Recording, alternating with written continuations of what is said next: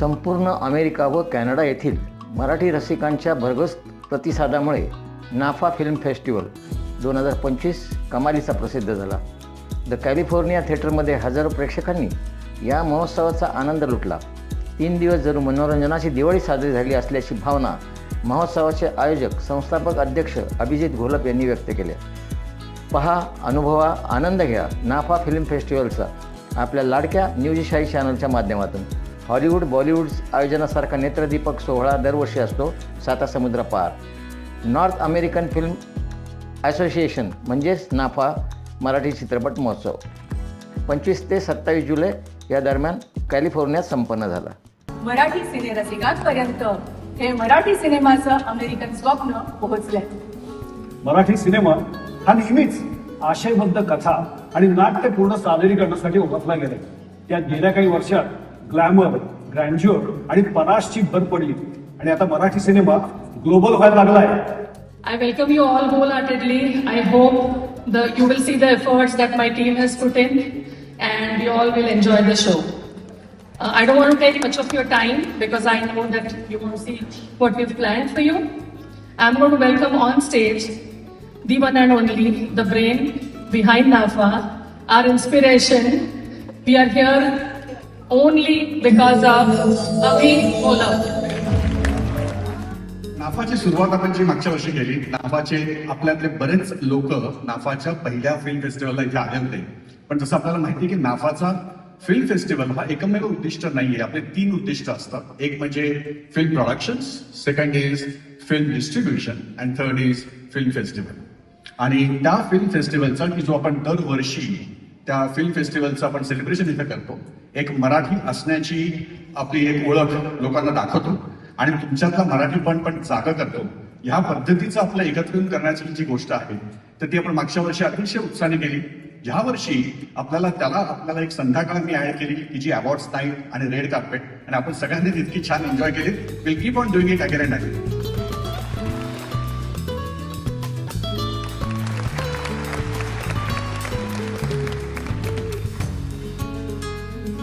मी सरांना विनंती करतो की ह्या ऐतिहासिक 18व्या क्षणाबद्दल आपले थोडेसे 2 मत आपल्यासमोर सांगा. मी धन्यवाद देतो आणि सुरुवातीलाच क्लॅरिफाय करतो की त्यांनी मला बॉक्स दिलाय, खोके दिलेले नाही. आज खूप मनापासून आनंद या गोष्टीचा आहे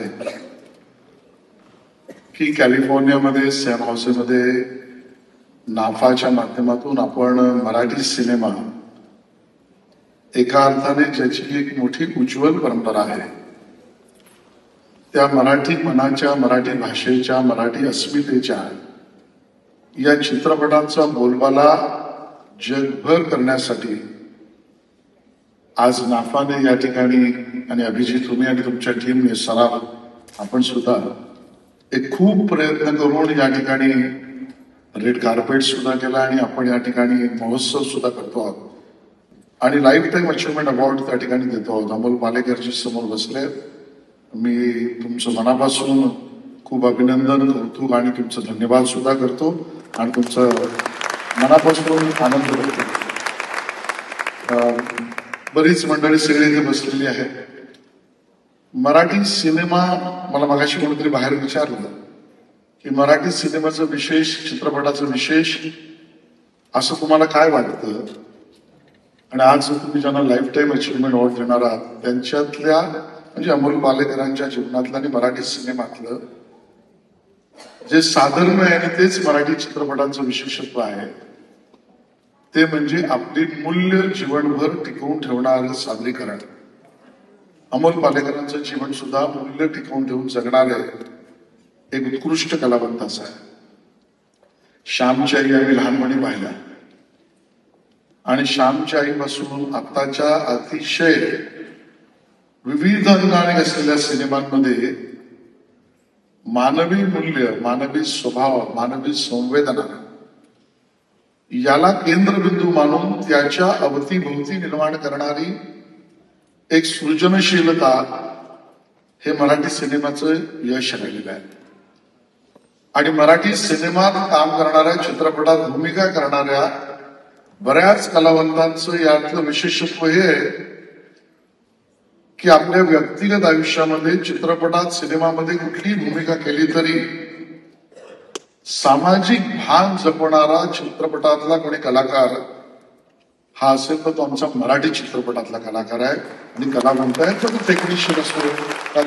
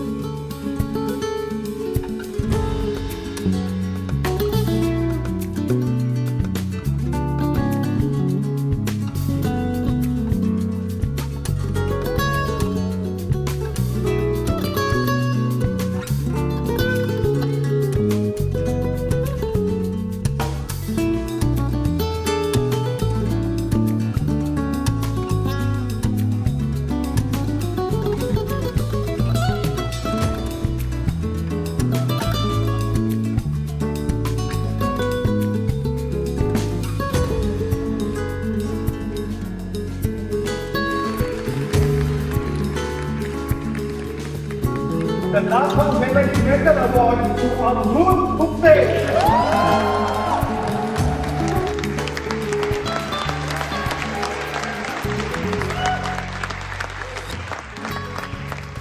तुझे ये मेरी माला मेरी पागल साला तूने एक बार हंस के बोला तुमने पंछी बन के बोला तूने मन का द्वार जो खोला मन का मार न सकेला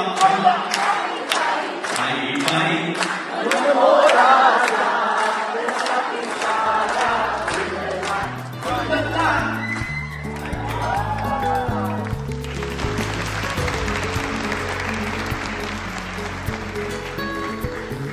सो नाफा अवॉर्ड मिळालं तर छानच वाटतं, पण आपण जिथे राहतो त्या कम्युनिटीमधनं इतकं प्रेम मिळाल्यानंतर it is precious. So thank you so much. And तुमच्या सगळ्या महत्वाकांक्षा पूर्ण होऊ देत यासाठी माझ्या खूप खूप शुभेच्छा.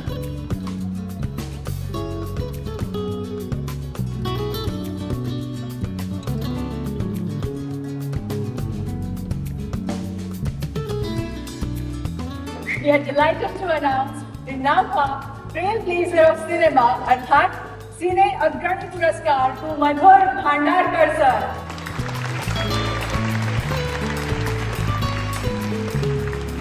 I'm really nervous here, but thank you so much. मी सर्व टेक्निशियनला, ऍक्टर्सला माझे इतकं वर्षापासून ते लोक काम करतात माझ्यासोबत, खूप खूप त्यांना धन्यवाद देतो. आणखी I hope I keep making such cinema. या अवॉर्ड बद्दल मी नाफाचे सर्व ज्युरी मेंबर्सचे, आपण सर्वांचे खूप खूप आभार मानतो. मला असं वाटतं की हा फक्त फिल्म फेस्टिवलचा सोहळा नाही, हा दिशादर्शक सोहळा आहे आमच्या पुढच्या वाटचालीसाठी, आमच्या पुढच्या प्रवासासाठी. आणि मायबाप रसिक प्रेक्षकांचे आशीर्वाद पाठीशी असले तर मग स्काय इज द लिमिट. इतकं कृतज्ञ वाटतंय, खूप आनंद होतोय, कारण तुम्ही सगळेजण मनापासून आमचं काम किती आवडतंय हे सांगताय. तर थँक्यू सो व्हेरी मच. मला नाफाच्या संपूर्ण परिवाराचे आभार मानायचे, कारण हा जोक नाही एखादा इतका सुंदर सोहळा ऑर्गनाईज करणं. साधारण 12-15 वर्षापूर्वी निर्माता म्हणून उभा राहिलेला अभिजित आज नाफाचा निर्माता आहे, तुमच्या सगळ्यांची स्वप्न घडवतो आहे. हे बघून मला फार मस्त वाटतंय. कॉंग्रॅच्युलेशन्स अभि. तुम्हा सगळ्यांच्या प्रेमाबद्दल मी काय म्हणणार. आमची कीर्ती 7 समुद्रापलीकडे पोहोचली आहे हे पाहून खरंच खूप छान वाटलं.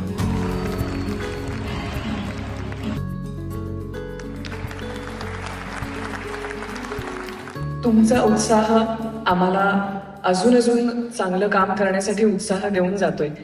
त्यामुळे नाफा, अभि गोलम, अर्चना आणि तुमच्या संपूर्ण टीमचे खूप मनापासून आभार की मला इतक्या मोठ्या सोहळ्याचा भाग केलं आणि इतके दिग्गज मान्यवर पहिल्या रांगेत सगळे बसलेले कलाकार त्यांच्या समोर मला हा विशेष लक्षवेधी स्पॉटलाइट अवॉर्ड इथे प्रदान केला. Thank you so much. नाफाच्या निमित्ताने मी पहिल्यांदा अमेरिकेत आलेलो आहे आणि ही माझी पहिली ट्रिप आहे. Thank you NAFA, Abhi and the entire family of नाफा.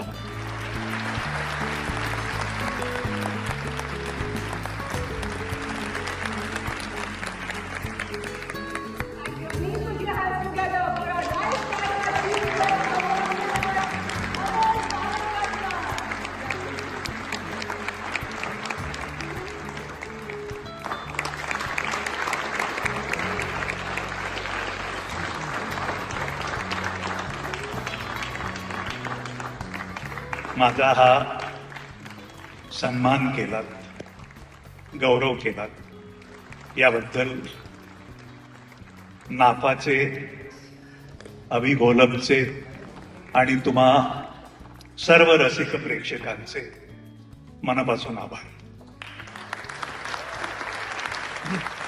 काही वर्षांपूर्वी गौरी देशपांडेच्या एका कथेवर बेतलेलं एक सिनेमा मी बनवायची तयारी केली. त्या सिनेमामध्ये निकोल किडमन आणि अमिताभ बच्चन या दोघांना घेऊन मराठी सिनेमा बनवायचं माझं स्वप्न होतं. आम्ही निकोलपर्यंत पोचलोच नाही तर निकोलला ती पटकथा आवडली. तिने तात्काळ होकार दिला. तिने फक्त असं सांगितलं की तुम्ही हॉलिवूड मधल्या कुठच्या तरी स्टुडिओला सहभागी करून घ्या, म्हणजे मग आपण पुढे जाऊया. त्या सगळ्या अवाढव्य आणि किचकट गोष्टींची कल्पना मला थोडीशी काळजी करावीशी वाटण्यासारखी होती आणि त्यामुळे तो विचार मी सोडून दिला. आज मला असं वाटतं की त्यावेळेला जर नाफा असतं आणि नाफाचे उत्साही तरुण कार्यकर्ते असतात आणि अभिसारखा माणूस जर तिथे असता तर मी हात पुढे केला असता आणि म्हटलं असतं की चल आपण मिळूनच हे स्वप्न साकार करूया. निकोल किडमन आणि अमिताभ बच्चनला घेऊन एक खूप आगळी वेगळी कलाकृती बनवायचं स्वप्न अर्धवट सोडून द्यायला लागलं. काय आज मला विश्वास आहे की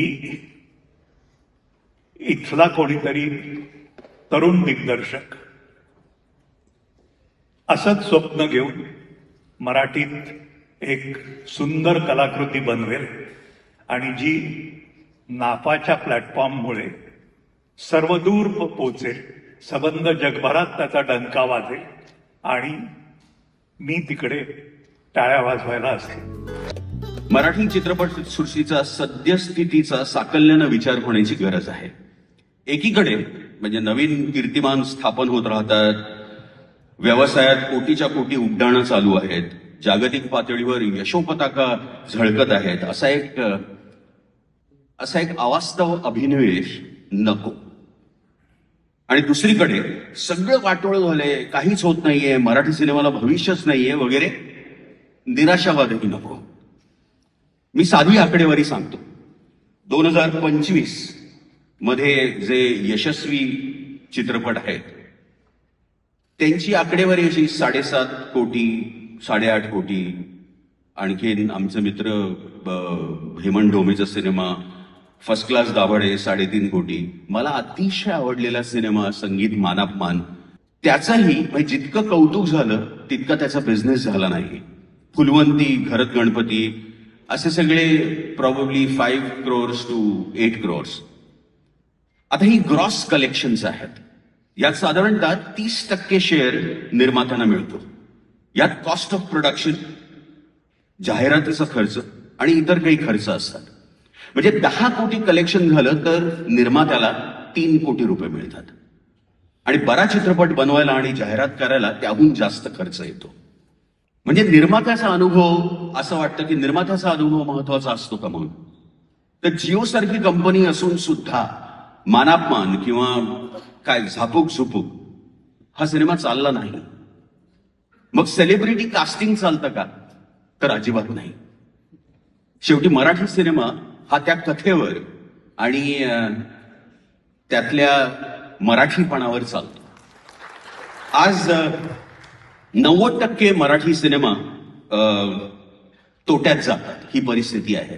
पण ही फक्त मराठीची नाही, हिंदीची देखील आहे. म्हणजे success ratio probably they say is हिंदीमध्ये काय किंवा कुठल्याही is successful films are probably 5% of that. 5% recover the cost and 90% of them flop. पण तरी सुद्धा there is something called passion. कोणाला तरी करावं असं वाटतं, काहीतरी लिहिलेलं समोर यावं असं वाटतं. हे आपल्याला खूप एनर्जी देतं. मी ह्याचं सोल्युशन काय आहे, तर नाफा can be a big catalyst in helping Marathi films. NAFA can act as a nodal agency to connect Marathi universe to the world cinema. आपण कंटेंट, स्टोरीज असं आपण म्हणत राहतो की इथल्या गोष्टी सुद्धा तिथं पाहायला आवडतील, तिथल्या गोष्टी अर्थात इथं पाहायला जात आहेत. पण आपल्याकडे आजही त्या कॉन्टेंटवर अधिक मेहनत करण्याची गरज आहे. मी कोणाला तरी त्या दिवशी म्हणत होतो की आपण आपल्या मातृभाषेतच काम केलं पाहिजे. आता भाषांतर किंवा भाषांमधलं अंतर हे इतकं कमी झालेलं आहे की आज आपल्याला जर तुंबाडचे खोत बनवायचं झालं तर ते आपण मराठीतच बनवलं पाहिजे. याचं कारण की आज सिनेमा कुठल्याही प्लॅटफॉर्मवर गेल्यानंतर तो 21 भाषांमध्ये डब होतो. सगळे सिनेमे चालले असते तर वादच झाला नसता आणि सगळे पडले असते तर हा व्यवसाय कधीच बंद झाला असता. पण तरीही भारत देश सगळ्यात जास्त चित्रपटांची निर्मिती करतो हे सत्य आहे. मग या भारतीय चित्रपटांच्या जत्रेत मराठीची परिस्थिती काय आहे, तर दयनीय आहे. चित्रपट निर्मितीच्या संख्येत मराठी सिनेमा 5% कमी आहे. उत्पन्नात मराठी सिनेमा 2% कमी आहे. म्हणजे अंदाजे 12,000 करोडच्या एकूण उत्पन्नामध्ये मराठीचा वाटा 200 कोटी रुपये आहे. मग प्रश्न असा येतो की मराठी चित्रपट का बनवत राहतात, तर निर्माते 2 प्रकारचे असतात. यातले बहुतेक जण वन टाइम प्रोड्युसर्स असतात. म्हणजे त्यांना या व्यवसायाबद्दल फारशी माहिती नसते किंवा अजिबात नसते. त्यांना मराठी चित्रपट खूप नफा कमावतात असं चुकीचं चित्र दाखवलं जातं. शिवाय ग्लॅमरचं आकर्षण असतं ते वेगळंच. दुसरीकडे असे काही निर्माते असतात जे भाबडे असतात. ते आपल्या जमिनी विकतात किंवा उच्च व्याज दरानं कर्ज घेतात आणि त्या आशेनं चित्रपट चालेल आणि त्यांचे पैसे परत मिळतील या आशेवर राहतात. पण दोन्ही प्रकारात 90% निर्मात्यांना चित्रपटाचा व्यवसाय कळतच नाही. त्यांना चुकीचं मार्गदर्शन करणारे त्यांच्या मनात सॅटेलाइट डील, सरकारी सबसिडी, तर चित्रपटाला इतके पैसे मिळतील अशा चुकीच्या कल्पना भरवल्या जातात. चित्रपट बनवण्यासाठी पैसे खर्च होतात आणि प्रसिद्धी आणि जाहिरात करण्यासाठी सुद्धा आणि रिलीजसाठी मग पैसेच राहत नाहीत. या सगळ्यामुळे नवीन आणि भोळे निर्माते फसतात आणि त्यांचे पैसे गमावतात. महाराष्ट्रात एक दुसरा प्रॉब्लेम आहे की आपल्याला स्क्रीन्स मिळत नाहीत, कारण ते मर्यादित आहेत. आठवड्याला जर 3-4 चित्रपट येत असतील तर त्या चित्रपटांना एकतर स्क्रीन्स कमी मिळतात किंवा शोजची वेळ चुकीची मिळते. प्रेक्षक थिएटरमध्ये जात नाहीत, घरबसल्या टीव्हीवर आणि OTT किंवा रील्स बघत राहतात. ही आणि अशी अनेक कारणं मराठी सिनेमाच्या अपयशासाठी जबाबदार आहेत. आपल्याकडे मराठी सिनेमांबद्दल प्रत्येक OTT प्लॅटफॉर्मवरती एक उदासीनता आहे. That's because of the success ratio we have had. पण ह्यामध्ये सुद्धा नाफाची मदत होऊ शकते, कारण if the films are produced here and if they are on the OTT platforms here, it would still make a difference. अगदीच काही उदासीन नाहीये परिस्थिती. म्हणजे बाई पण देगा देवा 90 कोटी रुपये, नाच ग घुमा 23 कोटी रुपये, नवरा माझा नवसाचा 20 कोटी रुपये, असा सैराट सारखा, असा कळसुबाई सारखाच उभा आहे. नॅशनल अवॉर्ड्स मध्ये मराठी चित्रपटांना घवघवीत यश मिळतं. पेपरमध्ये मारलेल्या बढ्या, या सगळ्यांमुळे एक बबल तयार होतो. फॉग ऑफ वॉर मध्ये काय खोटं काय खरं ते कळत नाही. तसंच फॉग ऑफ मराठी सिनेमात होतं. महोत्सव साजरे होतात, पुरस्कार दिले जातात, पण आतून सगळ्यांना माहिती असतं हे काही खरं नाही. आता नाफा अजून सुरुवातीच्या टप्प्यात असल्यामुळे माझी आयोजकांना विनंती आहे की ही संधी साधून मराठी सिनेमाच्या सध्याच्या फॉग ऑफ मराठी सिनेमामध्ये आपण अडकू नये. नाफा म्हणजे भारतात जे काही मराठी सिनेमात घडतंय त्याची छोटी प्रतिकृती नसावी. व्हॉट इट नीड्स फ्रॉम नाफा इज न्यूअर कॉन्टेंट, आणि a content which will be global. म्हणजे अगदी साधं सांगायचं तर आपला सिनेमा, मराठी सिनेमा जागतिक स्तरावर जागतिक लोकांनी पाहावा असा प्रयत्न खरं तर इथनं होऊ शकतो. कारण इथे आपण ज्याला काय हल्ली, what generation is this, Gen Z, या जेन झींना हे अधिक चांगलं कळतं. They know how to reach the audience. तर तो कॉन्टेंट आपण नाफामध्ये अधिक प्रमोट करायला हवा आहे. मराठी चित्रपट सृष्टीला अशा पुनरुत्थानाची गरज आहे का, असा विचार करताना हेच बघायला हवं की मराठी सिनेमाला कलात्मक, व्यावसायिक किंवा नवीन कल्पनांच्या दृष्टीनं पुन्हा उभारी घेणं कसं शक्य आहे. अभिजित घोलप आणि नाफाने जर ह्याचा प्रोटोटाईप तयार केला आणि तो यशस्वी केला तर ते फायद्याचं होईल. विचार करण्याचं आवाहन करतो आणि थांबतो. धन्यवाद.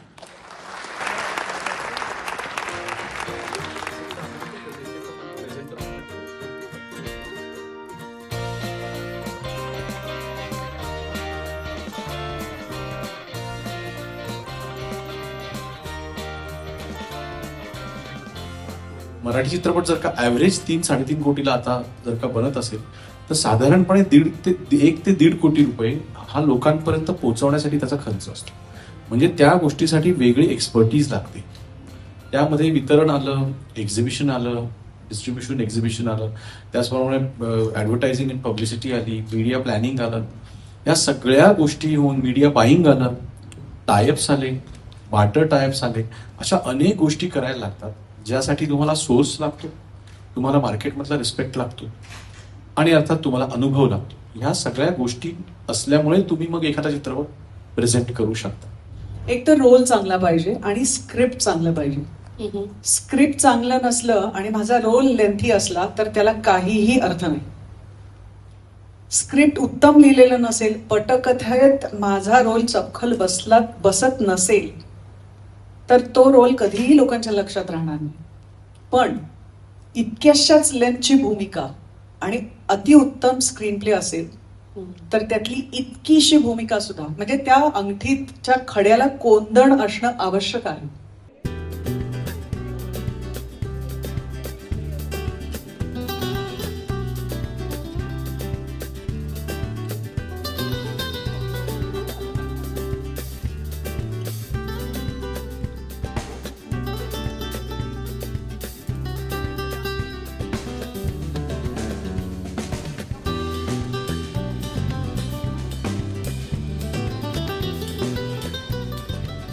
एखाद्या ठिकाणी फक्त आपल्याला भेटायला इतकी छान माणसं येणार आहेत हे जाणवूनही मला खूप आनंद होतोय.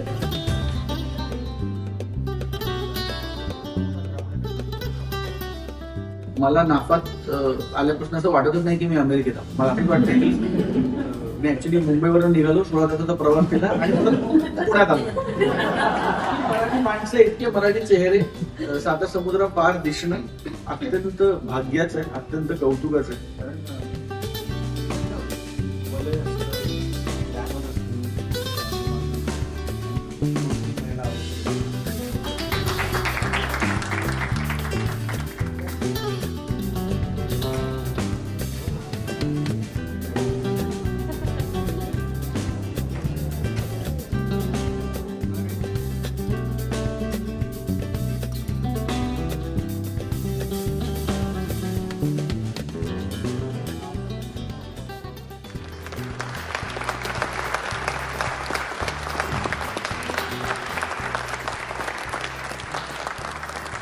डोळसपणे काही निर्णय घेतले.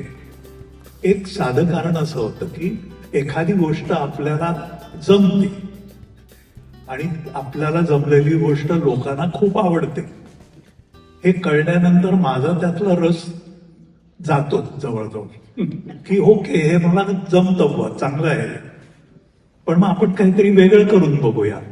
अशी मला नेहमी काहीतरी नवीन शोधायची आणि आपल्याला हे जमतं का हे शोधायची एक खोड आजही आहे. त्यानुसार मला असं वाटलं की एक आपल्याकडे नायक म्हटल्यानंतर तो सर्व गुण संपन्न असायला पाहिजे असतो, बरोबर. तर तसा नसलेला, धडपडणारा, अडखळणारा, चक्क त्याची चप्पल तुटू शकते असं वाटणारा आणि त्याच्यात सुद्धा आणखी वेगळ्या ग्रे शेड्स असलेली पात्र ही शोधायला मला जास्त रस होता आणि ते मी करत गेलो. मी अँग्री यंग मॅन कधीच नव्हतो, म्हणजे 30 लोकांना एका हाती लोढवण्याचं कसब माझ्याकडे नव्हतं. मी ही मॅन सुद्धा नव्हतो धर्मेंद्र सारखा की 6 पॅक्स दाखवायचे, छाती भरदार छाती दाखवायची, हेही माझ्याकडे नव्हतं. मी रोमॅन्टिक हिरो राजेश खन्नाही नव्हतो, म्हणजे त्याच्यातला गोडवा, त्याच्यातला सगळंच हेही माझ्याकडे नव्हतं. एवढंच काय तर आपल्या पदलालीत त्यांनी नायिकेला भुरळ घालेल असा जितेंद्रही मी नव्हतो. म्हणजे नन्नाचा पाढा लावत माझ्याकडे काहीच नाही असा मी होतो. आणि कदाचित त्यामुळेच लोकांना मी आवडलो की आपल्याकडे काहीच नसलेला पण सच्चा असा माणूस लोकांना कुठेतरी जवळचा वाटला. आणि सर्वसाधारणपणे लार्जर दॅन लाईफ सिनेमा जो बनत असतो त्याच्यामध्ये बसमधून प्रवास करणारा आणि लोकलमधून प्रवास करणारा हा माझ्यामुळे लोकांना दिसला आणि तो खूप आपला वाटला, जवळचा वाटला.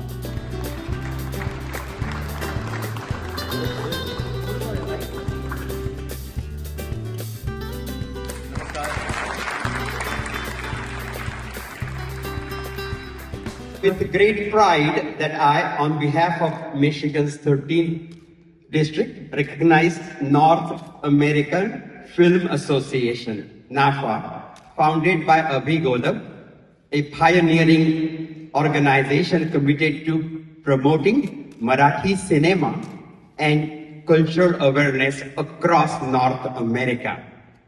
NAFA has built a platform that celebrates Maharashtra's rich cinematic legacy by showcasing Marathi films to diverse audiences, fostering cultural dialogue and bridging communities through the universal language of storytelling.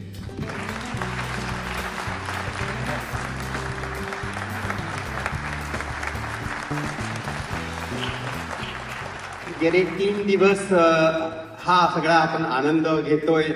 नाफा, अभि, अर्चना या सर्व टीमचं मी अभिनंदन करतो. तुम्ही इतका सुंदर कार्यक्रम आम्हाला दिलात आणि मराठी सिनेमा उत्तर अमेरिकेत त्याच्यासाठी बाजारपेठ तयार केली, त्यासाठी एक क्रिएटिव्ह अशी संधी लोकांना उपलब्ध करून दिली. याबद्दल तुमच्या सर्वांचे आभार. आणि नाफा आणि मराठी सिनेमा आणि त्याचं जे कंटेंट आहे, जे उत्तम मराठी सिनेमामध्ये काम झालंय आतापर्यंत, त्याबद्दल बोलायची संधी मला अमेरिकेच्या संसदेमध्ये, ज्याला आम्ही US काँग्रेस म्हणतो, तिथं मिळाली. आणि पहिल्यांदाच अमेरिकेच्या संसदेच्या 250 वर्षाच्या इतिहासामध्ये प्रथमच मराठी शब्द अमेरिकेच्या संसदेत बोलले गेले.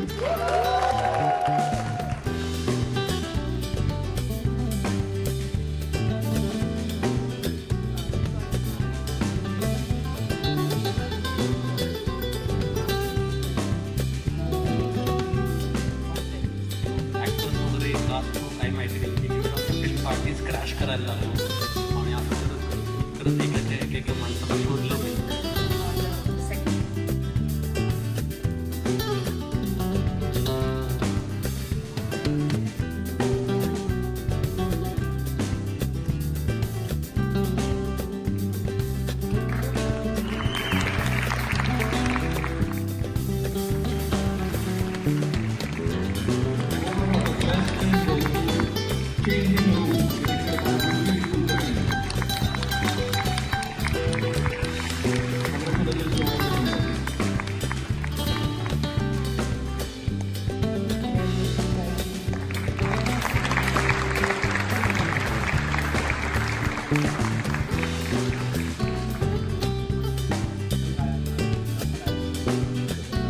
आपल्याकडे रियाजाचा आवाज, तो जो नटाचा रियाज आहे तो त्या गायकासारखाच आहे. तो काम करून करून करून करून करून करूनच आलेला आहे. आणि आता तर नव्या पिढीची भाषा म्हणून एकाच वाक्यामध्ये हिंदी इंग्लिश मराठी कहता आपने 10 साल जेल में गुजारे. मैंने कहा हाँ. फिर उसने कहा क्यों? तो मैंने कहा 5 साल अंग्रेजों की हुकूमत में और 5 साल आजाद हिंदुस्तान की जेल. और उस जुर्म के लिए जिसे करना तो दूर, जिसके बारे में मैं कभी सोच भी नहीं सकता. जब अंग्रेजों ने मुझे जेल में डाला था तो उस 5 साल की कैद में 1000 तकलीफों के बावजूद एक रात ऐसी नहीं गुजरी जहां मेरी हिम्मत डगमगाई. मैंने उस कैद को अपने माथे पर एक मेडल की तरह रखा और इस खुशफहमी में रहा कि हिंदुस्तान की आजादी में मेरा भी एक छोटा सा हिस्सा है. पर मैं गलत था, क्योंकि बंटवारे के बाद मैं अचानक गद्दार हो गया. जेल में हर दूसरे दिन कोई आदमी आता और मुझसे कहता मैं पाकिस्तानी जासूस हूं. मुझे अगर इस दो कौमी नजरिए में जरा भी यकीन होता तो मैं पाकिस्तान चला गया होता. कौन रोक रहा था मुझे? पर मैंने हिंदुस्तान को चुना. अब उसी हिंदुस्तान की हुकूमत को कैसे यकीन दिलाऊं कि मैं तुमसे या किसी और से कम हिंदुस्तानी नहीं हूं? क्या अब इस मुल्क में सिर्फ मुसलमान होना गुनाह हो जाएगा?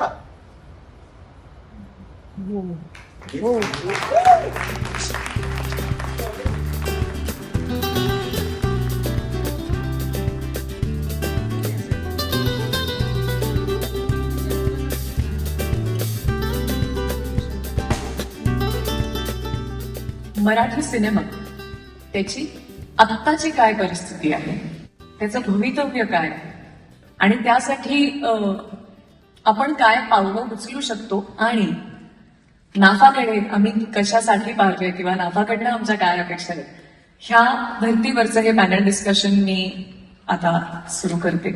आपल्याला जर ब्रेकआउट सिनेमा बनवायचा असेल आता मोठा, तर that is one help which नाफा कॅन गिव्ह. म्हणजे प्रत्येक वेळेला आपण असं म्हणतो की ह्या लँग्वेजमध्ये Kannada industry was not doing well and they made Kantara and it is a breakout film and the industry got established again. तर तसंच काहीसं वातावरण नाफा निर्माण करू शकतं. पण जर तुम्ही ओटीटी प्लॅटफॉर्म्सकडे बघितलं तर OTT platforms are owned by corporates. ते आनंदासाठी काहीही बनवत नाहीत.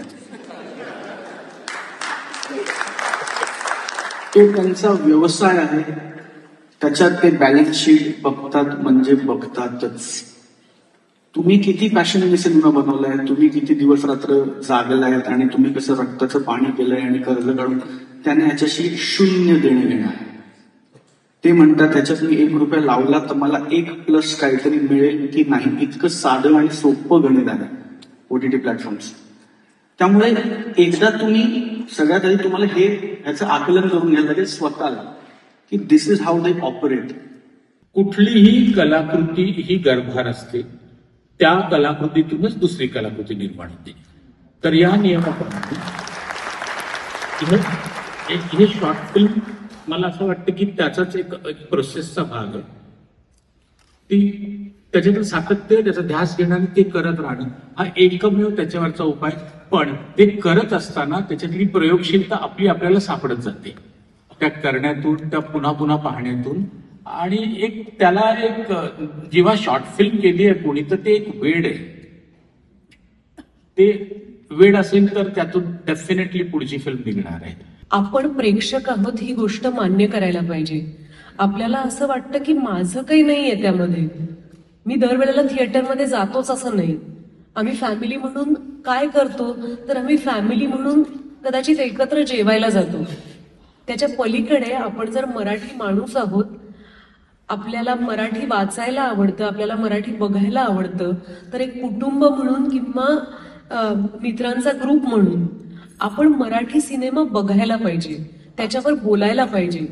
कारण प्रेक्षक जर असे विखुरलेले राहिले की इथे बसलेलीच माणसं फक्त सिनेमाला काही देणं लागतात असं नाहीये. आपण कुठल्या अर्थाने देणं लागतो, तर आपण अजून 10 प्रेक्षक निर्माण करणं हे सुद्धा आपलं कर्तव्य आहे. AI हा आपला एक नवीन मित्र आहे, ज्या मित्राबरोबर आपल्याला पुढे आयुष्यभर काम करायचंय. त्याचं स्वागत आपण करायला हवं, ते शिकायला तर हवंच हवं, पण त्याला घाबरता कामा नये. आणि त्याचा वापर करून आपली क्रिएटिव्हिटी आणि आपली जी अभिव्यक्ती आहे, आपली जी कला आहे, ते आपण जास्त चांगल्या प्रकारे कशी दाखवू शकतो याचा आपण विचार करायला हवा. महाराष्ट्रामध्ये ऑडियन्सला वी हॅव ग्रेट कंटेंट. कधी कधी मी मराठी पिक्चर बघतो आणि मला वाटतं खूप चांगली जाणार आहे बॉक्स ऑफिस, पण नंतर मला कळतं की ते बॉक्स ऑफिसवर चांगली नाही गेली पिक्चर, की didn't get that desirable audience. तर ते खूप मला वाटतं की प्रॉब्लेम आहे की we have good content, we have great literature. Marathi literature, Bengali literature are the best in the world. Okay, पण मला वाटतं की ऑडियन्सला एन्करेजमेंट करायला पाहिजे. आणि from all the aspect, collaboration also, we need good collaboration. आणखी बजेट मराठी प्रोड्युसर्सला थोडासा आणखीन द्यायला पाहिजे. एक प्रोड्युसर डायरेक्टर तर त्याला व्हिजन असेल, त्याला चांगली स्टोरी असेल, चांगली कथा असेल, पण त्याला तुम्ही बजेटच नाही देणार तर काय करायला. तर आणखी मला वाटतं की ऑडियन्स जर काय भरभरून पिक्चर जाणार, बघणार मराठी चित्रपट, तर ते कलेक्शन येणार, फुटफॉल येणार त्याच्यावर, त्यानंतर त्याला पण बजेट मिळतं. अदरवाईज तो सांगेल की मला बजेट नाही मिळाला तर मी काय करायचं असा. बिकॉज एव्हरीबडी ऑब्व्हियसली फिल्म बनवतात असं नाही की मेसेजसाठी बनवतात. लोकांना economics, business is a business thing, because film industry overall business आहे. तुम्हाला बेनिफिट हा आहे की आमच्या काळामध्ये हे सोशल मीडिया वगैरे काही नव्हतंच, आणि कोविडच्या काळामध्ये आपल्या सगळ्यांचं खूप नुकसान झालं असलं तरी एक फायदा हा असा झालेला आहे की झूमवर सगळं आलेलं आहे. रायटर्सना तर दिस इज अ गोल्डन ऑपॉर्च्युनिटी. मी खरंच प्रांजळपणे सांगते, तिथे रायटर्सना शांतपणे राहायला दूर कुठेतरी जाऊन लिहायला लागतं. आपण बे एरियामध्ये छान निसर्गाच्या सानिध्यात इथं बसून तुम्ही लिहू शकता. ते जेव्हा झोपतात तेव्हा तुमचं लिखाण पूर्ण करा, ते उठल्यानंतर त्यांना पाठवून द्या. It's a great exercise. Marathi सिनेमाचा प्रॉब्लेम हाच होत गेला की मराठी ऑडियन्स खूप स्कॅटर्ड आहे, ते महाराष्ट्रात असो परदेशात असो, आणि त्या सगळ्या ऑडियन्सकडे पर्यंत पोहोचण्यासाठी आपल्याकडे इन्फ्रास्ट्रक्चर तेवढं नाही आहे, नव्हतं, किंवा ते खूप महाग पडतं.